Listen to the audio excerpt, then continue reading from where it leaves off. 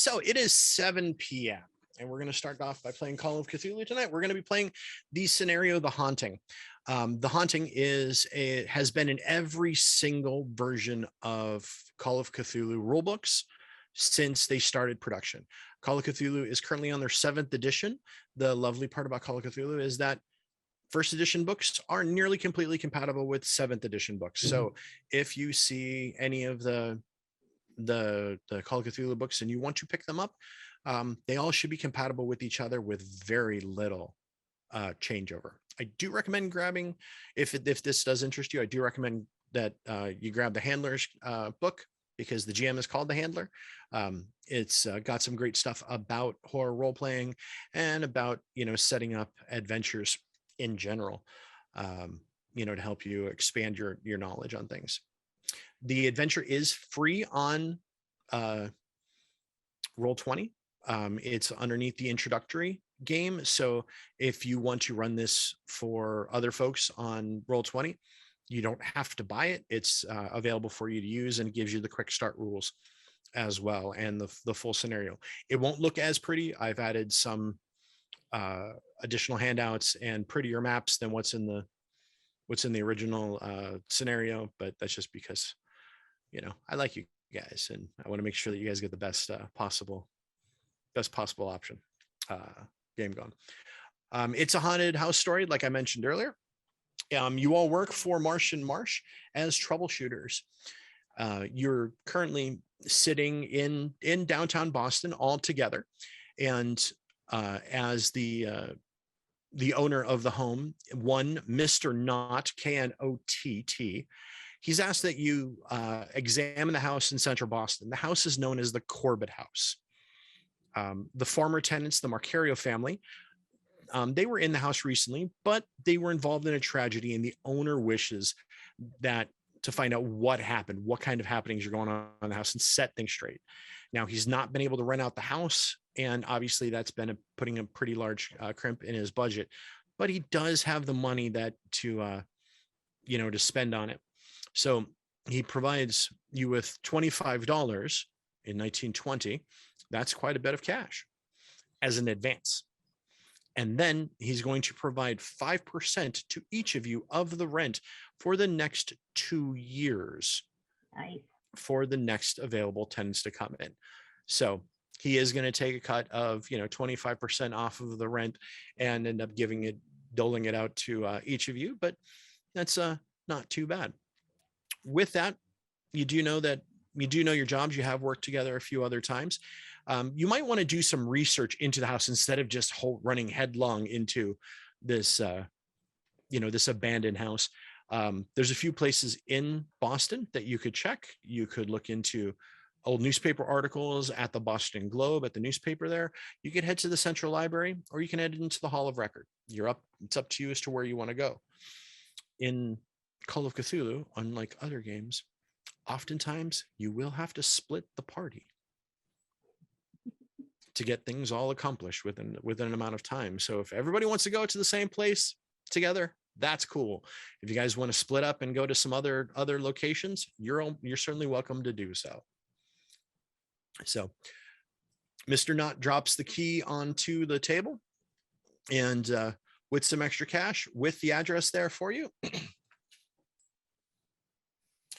Another thing, in the United States, during this time, it is underneath prohibition. So there is the possibility that if you go to a bar, you may need a prescription to get alcohol. Or might talk to a doctor that's currently on site that could provide you a temporary prescription. But that's something we can talk about later. So with that being said, where would we like to go? What would we like to do? We should probably start doing some research. Rufus, where do you think we should go?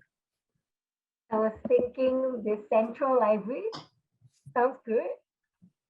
Yeah. All right, Central Library it is. Is everybody going to head to the Central Library? I don't know much about research myself. I don't know that I'd be much use on my own. The library library should have some newspapers there, right? Like they have all the local newspapers and everything, right? They should. Yeah, that should. You might be able to gather some old articles from there. To the library. So our Scooby crew here all gathers up their things and has a library. So with that being said, who do we all have? Who is all part of this merry band of troubleshooters? Rufus is really excited to start researching. Can you say that again? Sorry, that was real quiet for me. I need to up the volume.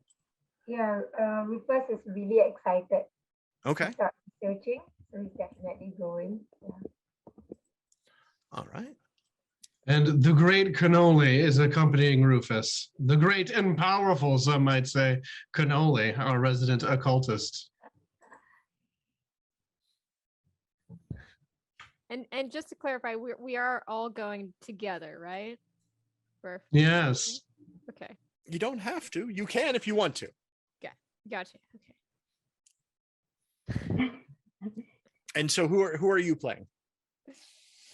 I just can't get it. I love the great Cannoli's voice so much. Why are you laughing? What's wrong? I'm trying to come up with it.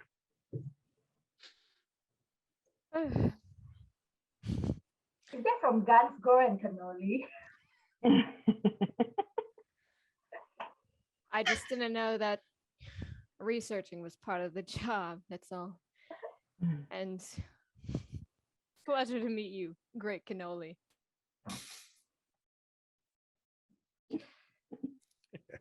Would it be safe to say that, so I'm playing Rutherford Sloop the Third, a dilettante, so a socialite. Would it be safe to say that I have a car? Yes, you would have access to a vehicle. Now everything is within walking distance, but if you wish to use your car, you are certainly welcome to do so. Well, I'm going to use my car because it's just the social status of it. I would, even if it was like a minute walk, I would hop in the car and do that. One arm. Can I'm going to pull one arm aside. Just only one? Sorry, there's just. I don't think research is really what we're here for. I think we could probably be doing other things. I don't know, of any like other places we could be looking out for, somewhere other than the library doing peasants work. There is a bar not too far away. There is a public house, so that is a possibility. There are the, you can always talk to the police, maybe find out what happened, to the previous tenants with the police or whatnot. But yeah. Okay, I'm gonna open up the car door of his ride. And of course it's all nice and stuff, so I kind of yank it a little bit harder than maybe you should. It's and okay, I my reach parents over, paid for it. I'm like stooping because I'm a really tall lady, and I'm like, and for a moment you think like I'm like trying to decide, and then I look you straight in the eye. Do you always listen to that music? It came with the car and I never figured out how to change it. All right, I'll get in. I don't put on a seatbelt. There are no seatbelts. Yeah. And in 1920, they didn't have radio stations, but that's okay. Yeah. Awesome. You had a gramophone in the front. Somebody. You know what? I'm okay. He's got a record player in the front. He's got enough money. So as a PI, everybody knows that you have to go to the library to find information. All right. So where are Joan and Rutherford Sloop the Third? Where are you going to head? Are you going to head straight to the house? Oh no. I know. No. No.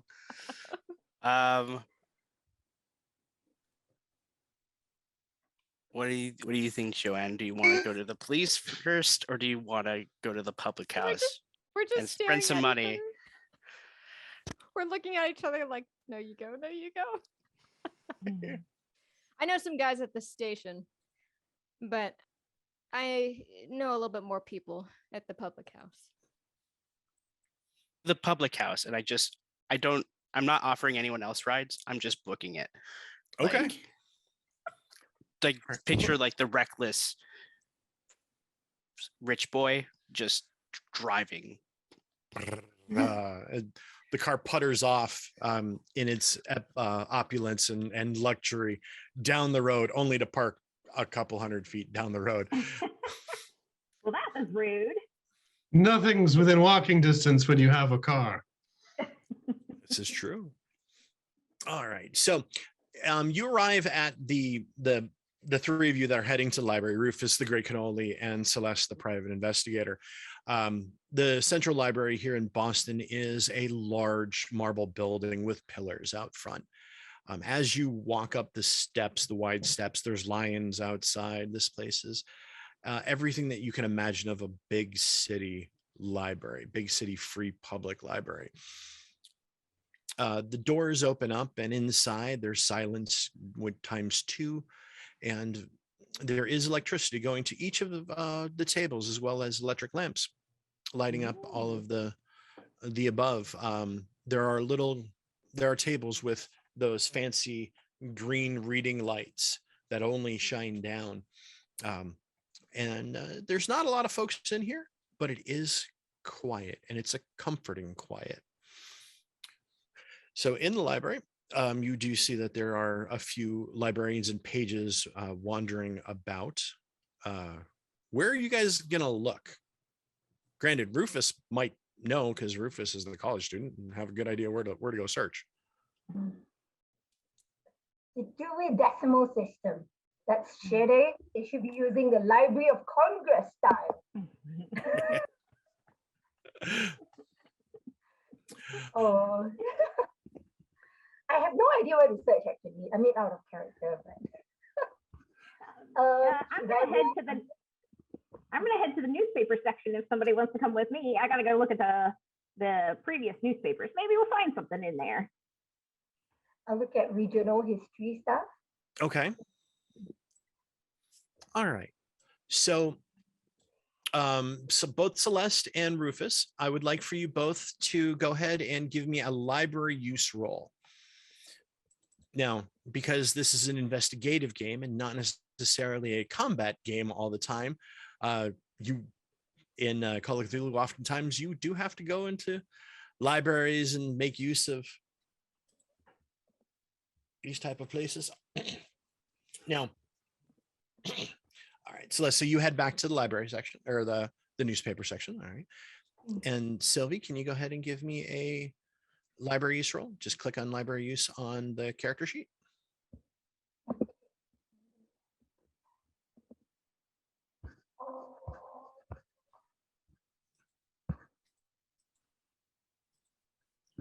Thank goodness. That's an extreme success, right? Yes.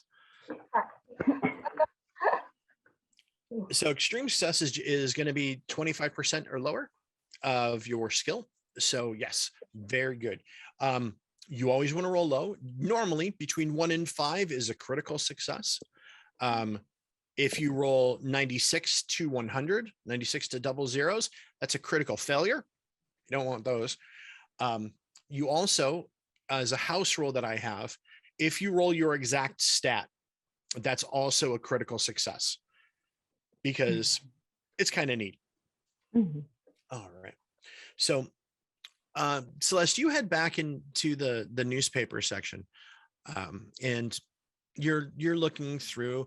You see a couple bits about, the Corbett house and about the people that live at the address, but nothing jumps out at you as being particularly interesting.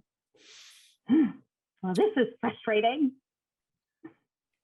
Now, Where is the great cannoli going? I tried to commune with the spirits of this place. And the great cannoli walks over to one of the empty tables and just starts playing solitaire and waiting for his friends to do the research. Sylvie, you do find some information about the house. Pretty easily, you find out that the house was built in 1835, and a merchant bought the house and then fell ill immediately and sold the house to a Mr. Walter Corbett.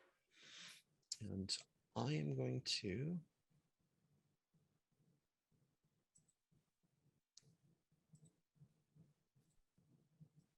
we're going to get a bunch of handouts that pop up for you here so you guys can read them, but I'll give you the heads up as to what they are as well.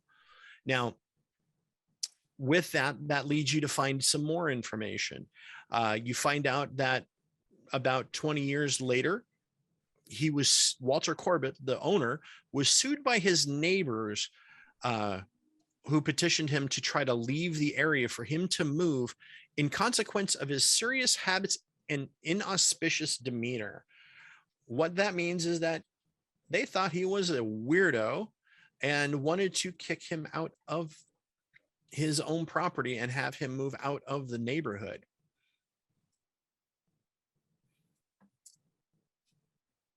Further along in your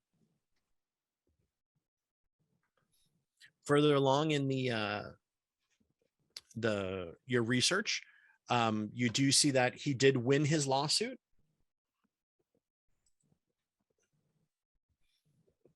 And his neighbors sued him again. He died in 1866, and he was still living in the same place. But the reason why they sued his estate was because he requested to be buried in his basement.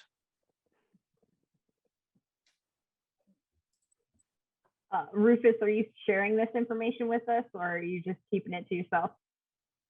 Rufus is very eager to prove himself, so yeah, he definitely shares it. Okay. Guys, I found super cool stuff, and you let us share it. Yeah. So I just bombarded you with a bunch of handouts there, where you have his last will and testament, and it talks about his being buried underneath the house, his death certificate, and then also the executive of the will and his lawsuit. So you guys have access to all of those. They are available on the right hand side in the screen. So if you close them, you can always pull them back up later on as part of your research and your handouts on that. You didn't find any information about the second lawsuit, though. There's no outcome. So did they bury him in his house? Good question. Could I roll a history check on the Liberia Ivonia? Is it a copy of Liberia Ivonia? That is interesting. So give me an occult roll. An occult roll, okay. Let's see if I find it. Great cannoli. Yes. How about you give me an occult roll as well? Roll20 doesn't like you today either. Roll20 is not liking you guys. That is not a name I'm familiar with at all.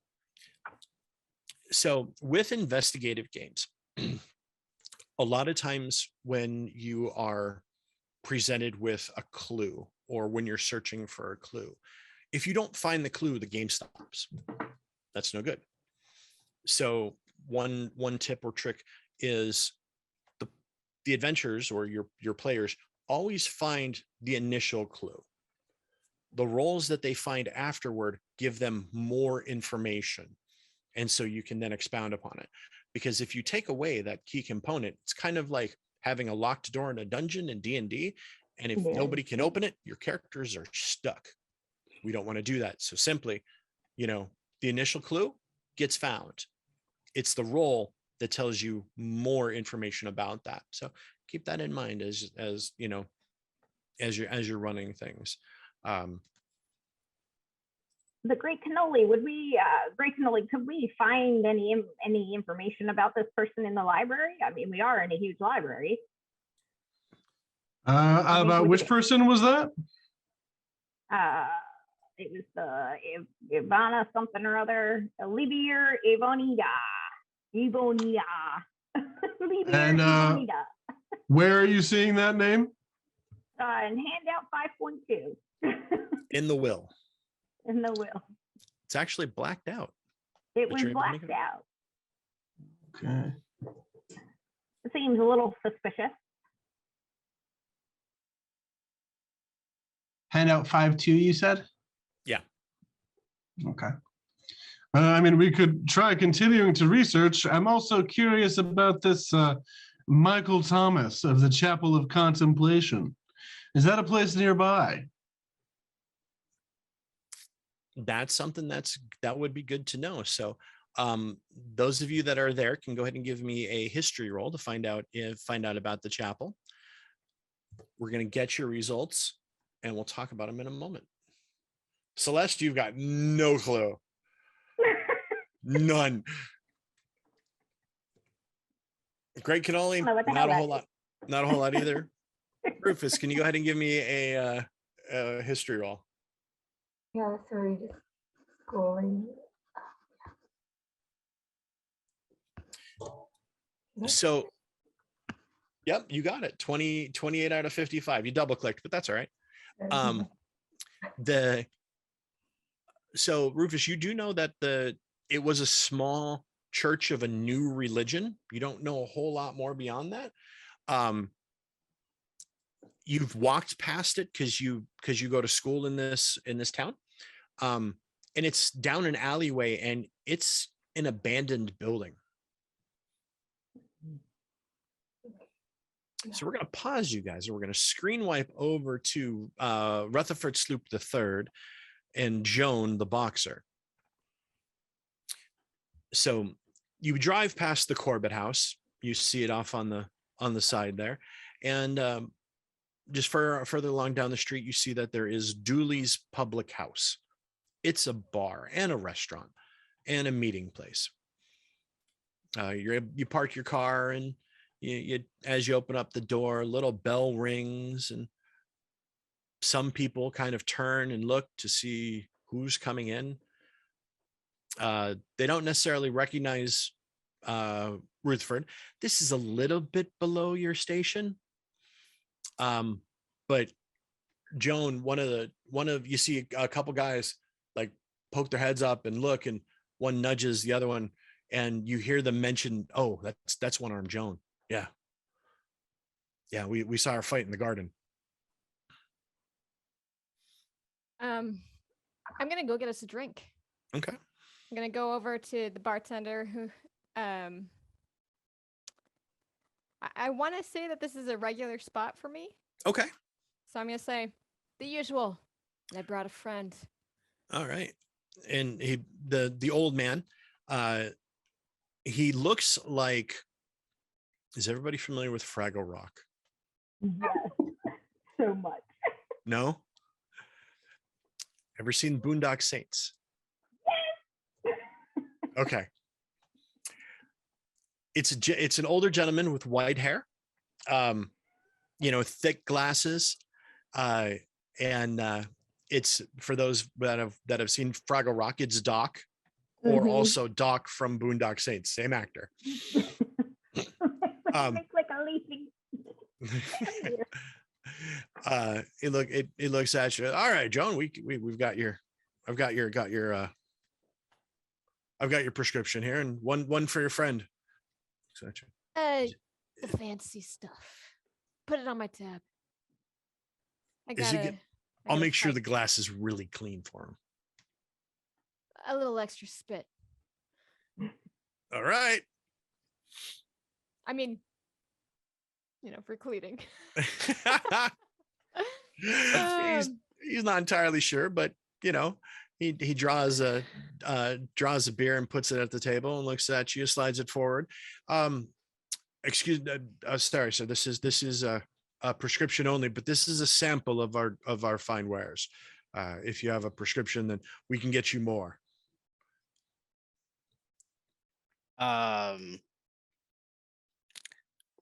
Rutherford's gonna rummage in his wallet. He's gonna open it. He's gonna take out $5. Okay. And give it to him, and that's like roughly $90. He looks down at it, goes, "Oh, all right," and he produces a small piece of paper, because he is Doc Gooley, or my brain just went blank. His name's not Gooley, is it? Oh.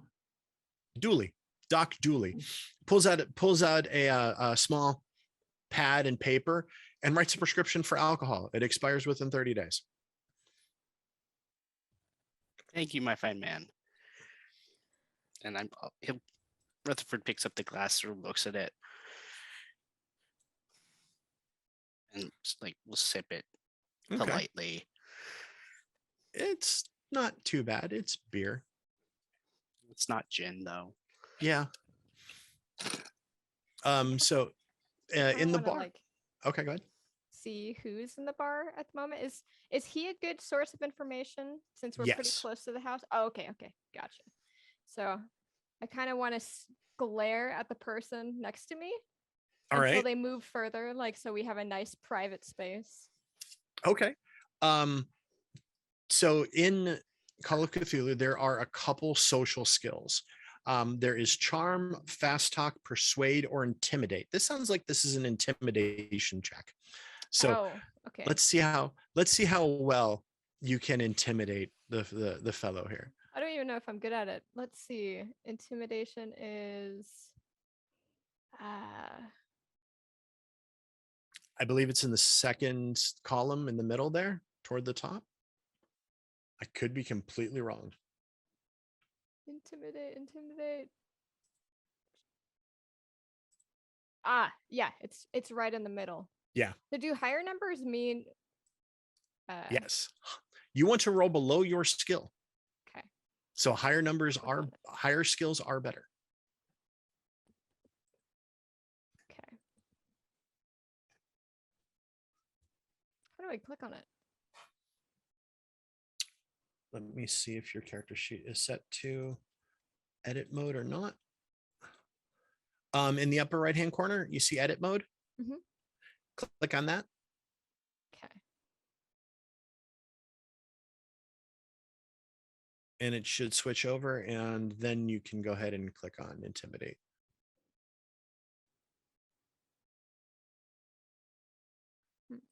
Did not work? Mm-mm. All right, hang on. I can probably toggle it for you. Okay. Oh, something changed. Okay, yeah, I can click on it now. Nice. There we go. All right. So, yes, intimidate is one of your top 2 skills. Okay. In many games, in most games in this type of situation, that type of intimidation roll wouldn't mean anything. It doesn't have an impact in the game. But I'm trying to show you how the system works and where to find stuff. So that's why I called for the check. But normally the guy would look at you, grab his beer, look at you a little sideways, and kind of slide on over and be like, oh, and he moves away. Okay. I kind of nudge Rutherford. All right. Looks like we got some room to talk. Doc looks at you. Hey, what? Don't be scaring my people. Well, we're about to talk about something real scary. Oh? No politics. And he points at behind him, and there's a sign that says no politics. No politics, no religion, no wife complaining. No worries. Just a little chit chat. Nothing like that. All right.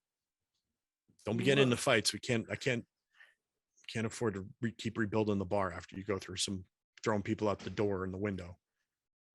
It won't happen again. I swear. You said that the 3rd time. 4th time's a charm, Doc. I don't know what I'm going to do with you. What do you happen to know about the Corbett house? He puts down his mug and blesses himself. The house down the street, not a good place.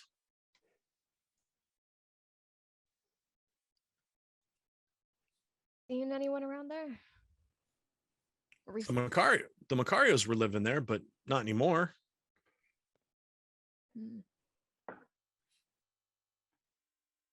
They moved out. Good people. In a hurry? Kinda. I mean, I wouldn't say they went underneath their own volition. Do they say anything about the house at all? Well, Mr. Macario, he was the first one to kind of taps his forehead or taps the side of his head to kind of lose it. He said that there was something with burning eyes and a knife, and they hauled him off. He's currently awarded the state down in Roxbury at the sanitarium. And then a little bit later, a couple weeks later, Mrs. Macario was running down the street in her nightgown, tossing statues of the Mother Mary all throughout the house. Apparently, she had a bunch of them, and they grabbed her, gave her a hug me vest, and she's down in Roxbury Sanitarium as well. I shake my head and I'm looking at Rutherford. I'm just giving this like, this is bad look. It's giving me the chills. Rutherford looks uninterested. He's just here because his parents told him he had to have a job. So he's just.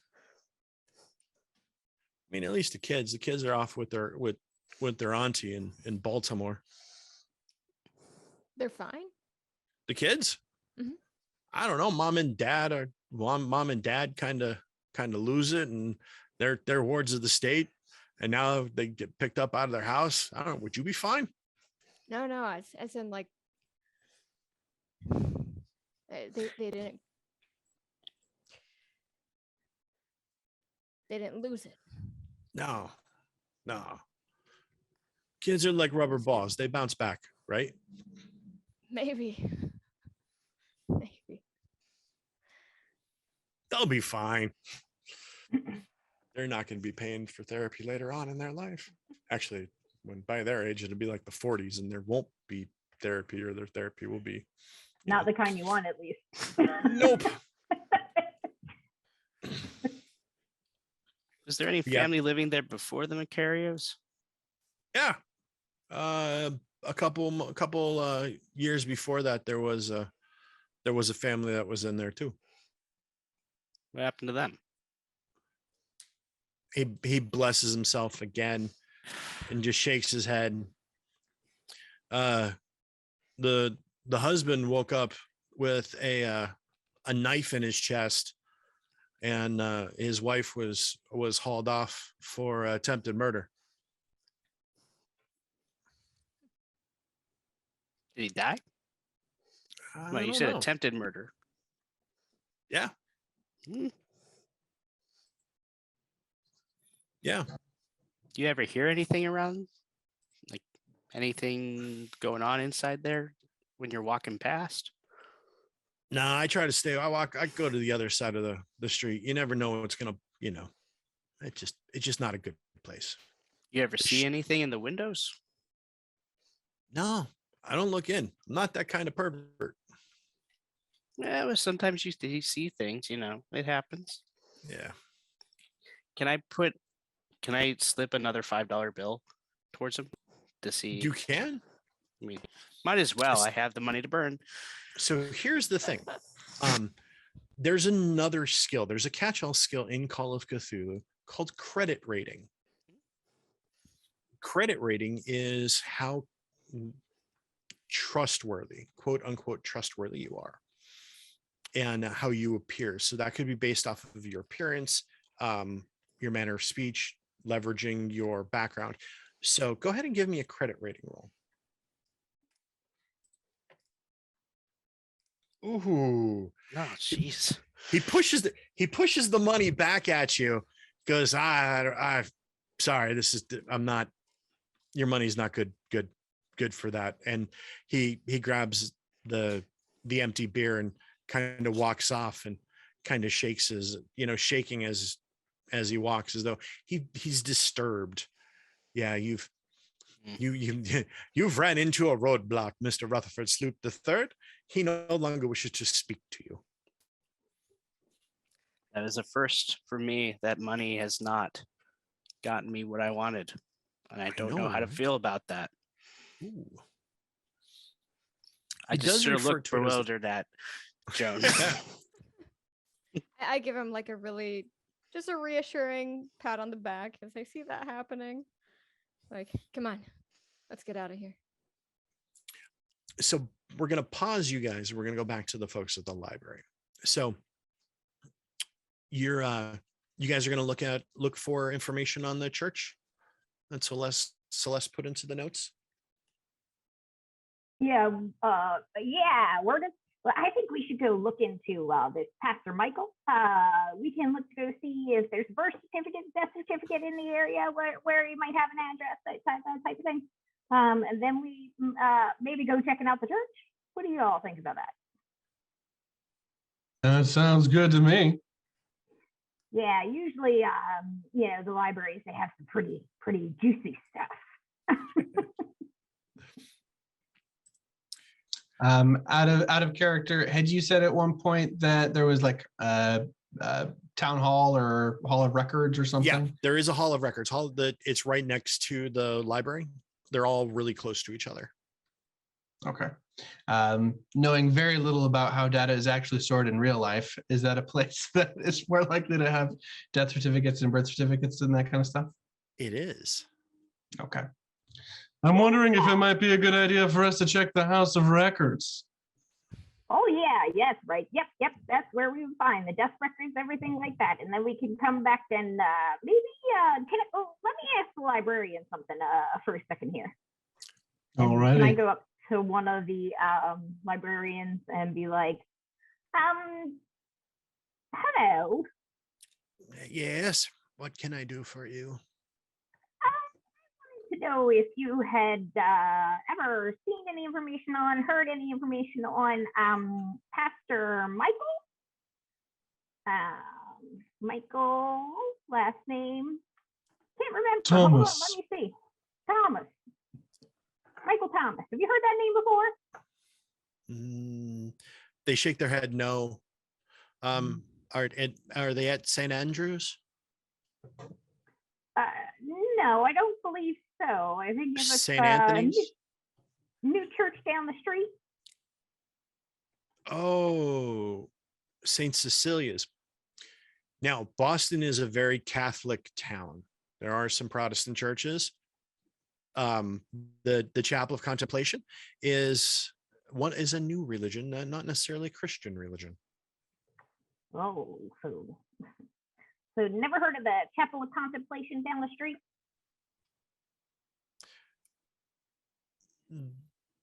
The librarian, he squints his eyes at you. No. Oh, insight check. I don't know what that is in Cthulhu, but I want to do an insight check. Psychology. Psychology, okay. Well, not too bad.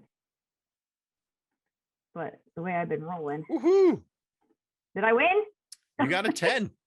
Yay! They are definitely holding something back. They know something about the temple, the Chapel of Contemplation.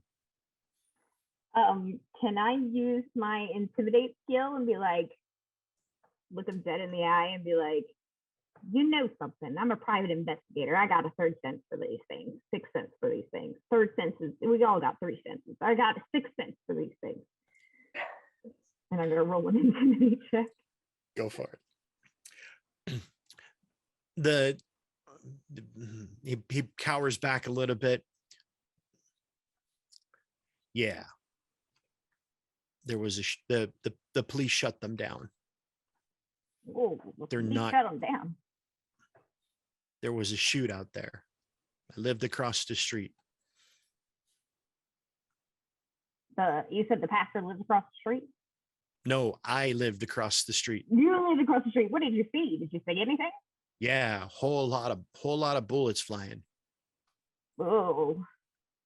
Well, I'm glad you're okay. Sorry about the intimidation earlier. I just gotta, I don't live there anymore because the police had to kick me out because of the firefight. There was damage to the house. Oh, and our house got taken down, and they put in a new building. There's a drugstore now, and it's the back of the drugstore. Oh, I don't like those. I don't like those weirdos. They were weird then. They're weird now. Good thing they're all gone. The people at the church? Yeah. Or the drugstore people? Both. Okay, thanks. I just wanted to see if some locals had any information on the situation. Can't get any more local than living across the street from a police raid.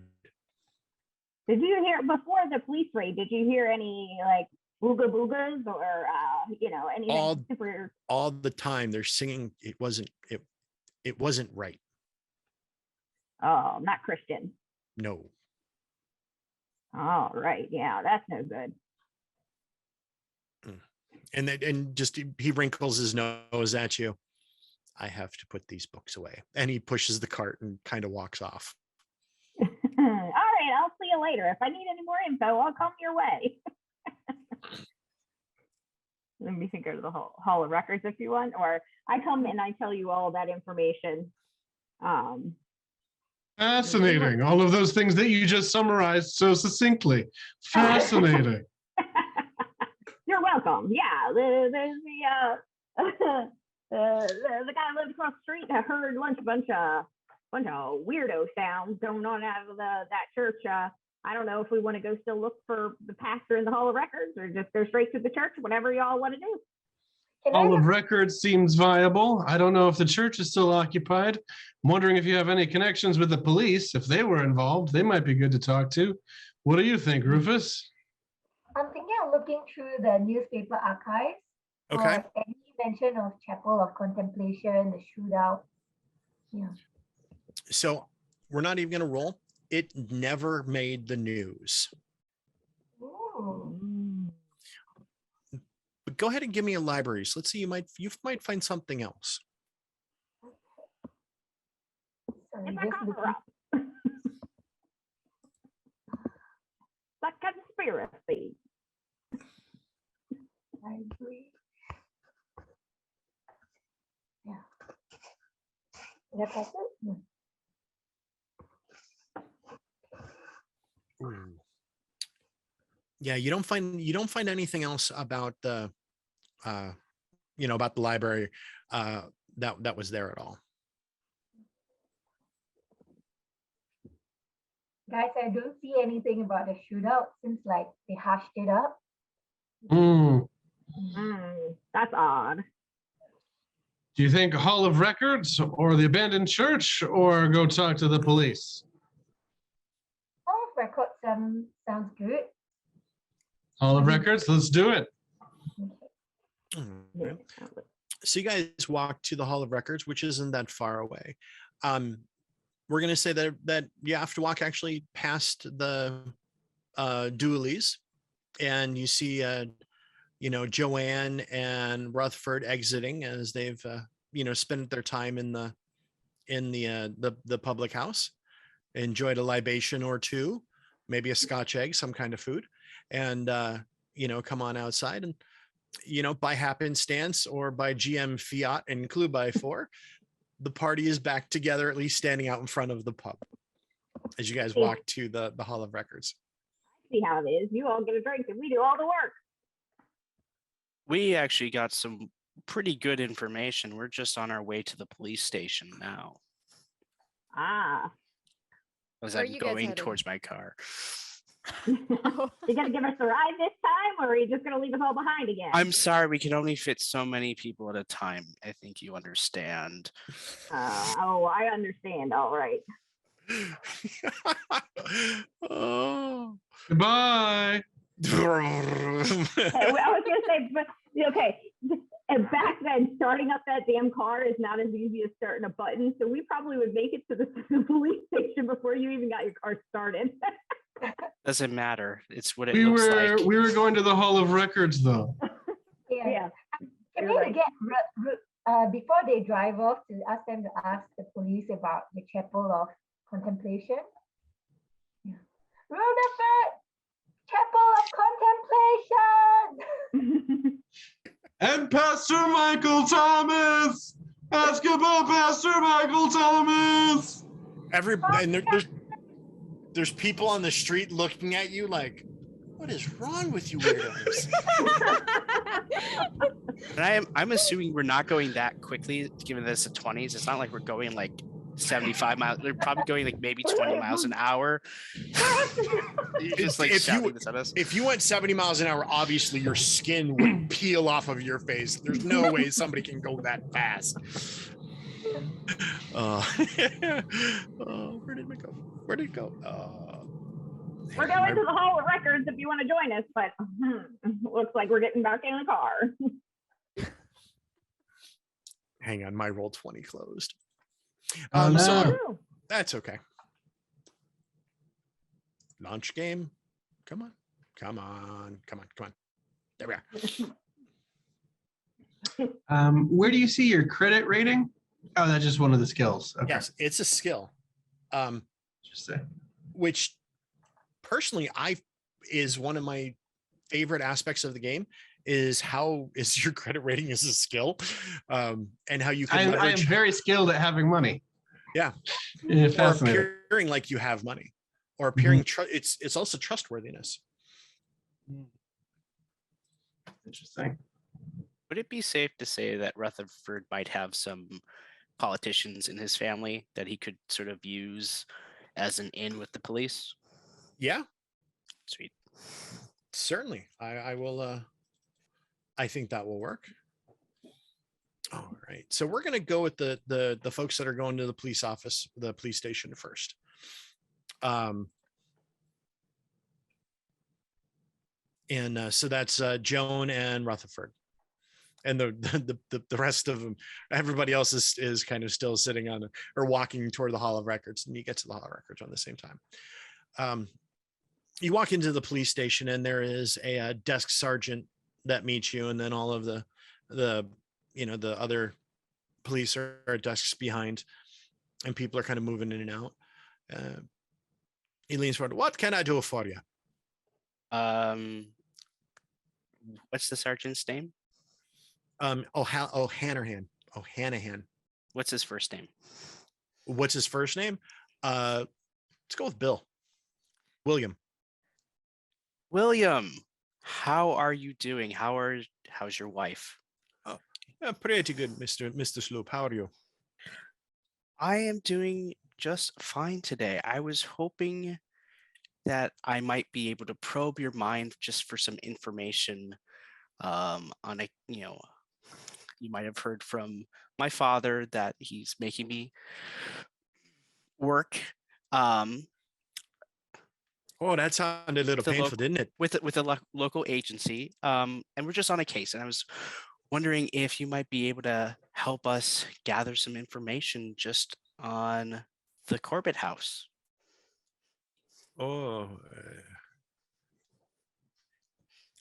nobody's living there now, is it? No, no one is, and that's sort of what they want us to help with. So I was wondering if you might be able to help us just with some information about the Macario family. The Mr. and Mrs. both are sick and they were taken away. I think the kids are I'm going to drop the accent. Otherwise I'm going to keep changing accents as I talk. Jenkins disease, Jenkins syndrome. The kids are away, and the parents are currently locked up. Yeah, and I was wondering if there was any information on what the parents, what they thought they saw. A little strange, completely fine before moving in, and then going mad in just a couple of weeks, maybe. He turns back and calls to another cop, and another cop comes up, and they chat a little bit. He asks him, and the cop, the new police officer, looks at you, goes, I was there on both of the instances. Yeah, you guys are stealing his car. Not yet. Not yet. I have another one. I mean, that's Not with you. You're gonna have to walk to go get it. Oh, I'll remember this slight. Hasn't happened yet. it's kind of like the Telltale games. Rutherford will remember this. He goes, he regards you. Yeah, they both they both lost it, and they're in the sanitarium now. Yeah, I know that. I'm wondering though if anyone knows what they thought they saw. Like what? Oh, It's weird, for two perfectly fine, upstanding individuals Yeah. to just snap. yeah, has to do with the house. I mean, the house is haunted, and he Yeah, says but- that so matter of factly. That it's kind of disturbing. Okay, well, on the same vein, any information about the previous tenants? The couple, husband murdered, wife arrested. Yeah, and then there were the folks before them. The two brothers got into a fight in the kitchen. Guy got stabbed with a kitchen knife. He died. Then that other guy tried to light himself on fire in the backyard. Good thing we were there, put him out. And then the guy, guy number one, his wife, she left quickly. I mean, I would too.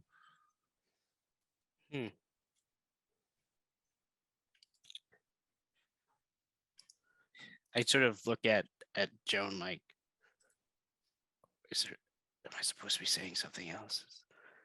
What else am I supposed to be doing? This work thing is new to me. Okay. Bill, please, do you happen to know anything about a Pastor Michael Thomas and the Chapel of Contemplation? Both of the police officers look at each other. And Bill responds back, the name doesn't ring a bell. There's something, yeah. I think you might know some more information. I don't want to bribe the police. I feel like that's not a good look. Okay. Are you saying this in character? No, I'm saying that out of character. That's fair. Like bribing the police is probably not a good look for Rutherford. Okay. So you've got a couple other skills. I mean, you could try to intimidate them. I mean, you are intimidating, obviously, with your mind. No, I'm there's not. There's I know, I'm being facetious. There is fast talk, there's charm, and there's persuade. And there's credit rating. Credit rating is if you want to give them a little bit of money. But persuade is you present a good case as to why they should tell you. Charm is you kind of, bat your eyes maybe at them and be like, oh, come on, and buddy up to them. And fast talk is you talk circles around them. I'm gonna do charm. Okay. Just because my others are not great. Damn. Okay. So here we are at an instance where you are, 27 points. You're a little bit of distance away.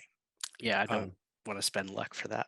Yes. So in this game, if you want to lower if you're only a few numbers away, you can spend luck. Luck is another trait that you have. Spend luck to drop down and bring down to your roll to get to success. And you would then roll a lower luck score later on. Now, we also have the opportunity where you could push your roll. Pushing your roll, if you fail, and if it's very important and you want to do it again, you get a second opportunity to do it. But if you fail, it's almost considered a critical failure and something bad would happen.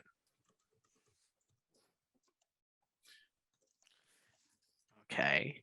Do you want to push your roll with this one? Well, what's the worst? Well, what's the worst that could happen? Yeah, I'm so early on. Oh, don't tempt me. I've killed off people quicker. No, I'm just kidding. Yeah, what's the worst thing that could happen? You get somebody that's going to be a an active impedance to your case, your investigation. Okay. What do you think, Joan? Or Joan, do you want to flex on them? Because, I mean, flex on them. Yeah. I can. You're quite good at intimidating people.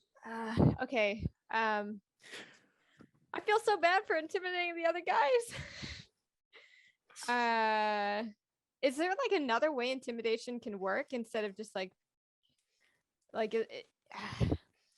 Is there a way that something else could be intimidation instead of intimidation? So pull out a firearm. You could persuade, you could charm. I think you're pretty good at charming folks as well. I think you're kind of likable. Right. Am I able to do it after someone else has charmed? Yes. Oh, okay, gotcha. I'm just standing there like not being useful. I can assist. Okay. She'll go up and she kind of leans in and gives a smile.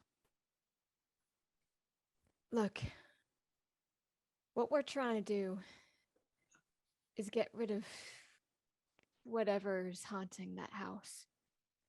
This is a good neighborhood, and I'm sure you'd want the best for everyone here. I love how you go to like film noir voice. It's fantastic. Makes me happy. Go ahead and give me a charm roll. Okay. Now you have a bit of fame, so that's why you can kind of do that. Okay. Ooh, 13 points away. Did you want to spend luck on it? I'll spend luck on it, yeah. Okay. So go to edit character sheet and drop your luck score down by 13.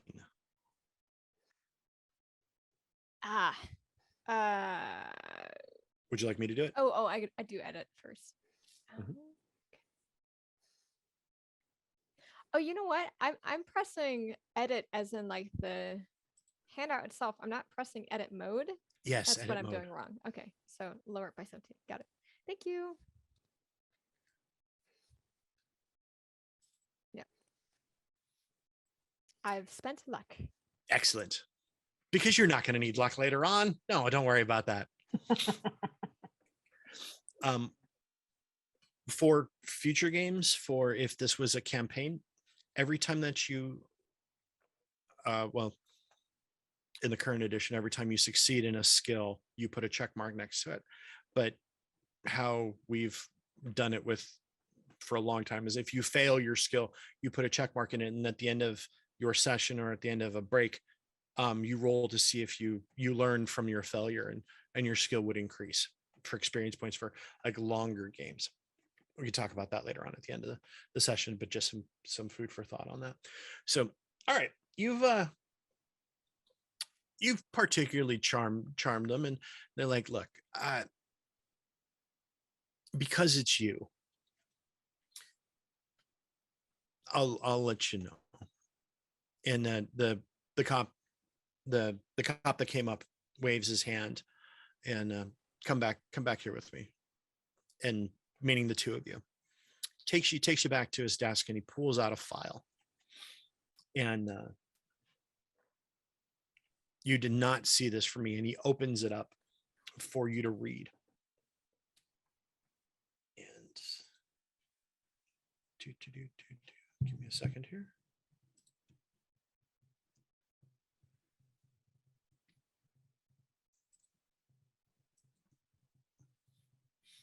So on the file, you guys are able to glean that there was a secret raid on the Chapel of Contemplation. The police raid was because the chapel and the church were responsible for the disappearance of neighborhood children. During the raid, 3 police officers and 17 cult members were killed by fire or gunplay. Autopsy reports on all of those that died were uninformative and had no detail, and you could see all of them there. They kept it kind of blank. 54 people of the church were arrested, all but 8 were released, and there was hint of like an intervention in the proceedings by a local official that caused some of the changes, you know, in the story, and it never made print. Pastor Michael Thomas was arrested and sentenced to 40 years in prison on 5 counts of second-degree murder. But 3 years ago, he escaped from prison, and his whereabouts are unknown. And the public just thinks that he's in prison? The public doesn't know, because this whole thing was swept underneath the carpet, you know. Okay. Only people that were there know about it. There was it never made the news, never made, you know, the newspapers, and people don't talk about it. A local official, you know, helped bury it. Gotcha. Okay. I had a question on the place of disposition. Not identified. But does that mean like we just that's the escaped part? Like they're not quite sure where Yes. he died. Okay.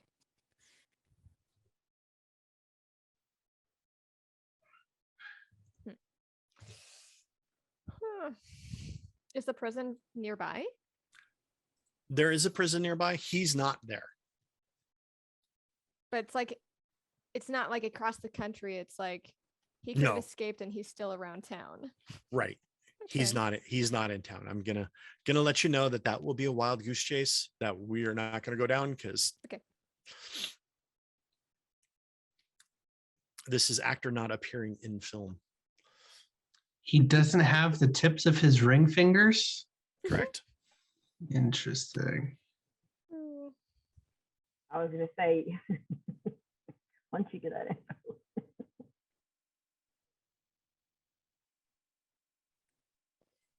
Is the police officer who brought us back here Bill? Or is No. No, It's the other cop, and you don't know this cop. Okay. He just happens to be a big boxing fan.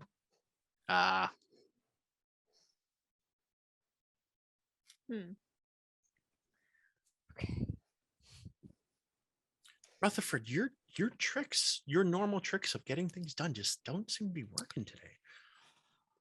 Sorry, buddy. Yeah, I wonder what Rutherford is doing personal growth wise. Like what's going through his mind? I'm curious. Small existential crisis. He just is looking forward to being back in his car. So speaking of that, the 3 of you are outside looking at his car. It does not require a key. Yeah. Before I feel like it's before we even head into the Hall of Records, because I'm just mad at this point. Getting unless you want to go to the Hall of Records first, and then I think he's kind of getting on my nerves with this car. How about we take it for a spin? I am amenable to that. I would say that while we had originally planned to go to the Hall of Records, it was mostly to find out information about Sir Michael Thomas or Pastor Michael Thomas. Maybe our friends already got some information. Who knows? How could we possibly tell? I am feeling like we have a bit of a time crunch. I just have the sense in my gut as if we are maybe about halfway through whatever this experience is that we're having. And I feel like it would be good for us to move on. So let's get in this car and get ready to roll. Let's go. Where are you? All right, so you guys get in, steal his car. Where are you going? Do you want to head towards the police station to go pick him up? I think they drove to the police station, so I think that's where we are right now, as a matter of fact. Oh yeah, because the car's outside the police station. Do you want to just be in the driver's seat when they get out? Yeah, yes, I want to be in the car. I'll be in the front seat. You all hide in the back. And so they are in the front with me over here in the wheel well. And as soon as it gets in, I'll floor it. Okay. Oh my god. That's what we're doing. We'll pitch it as chauffeuring. We'll call it that. Yeah, exactly.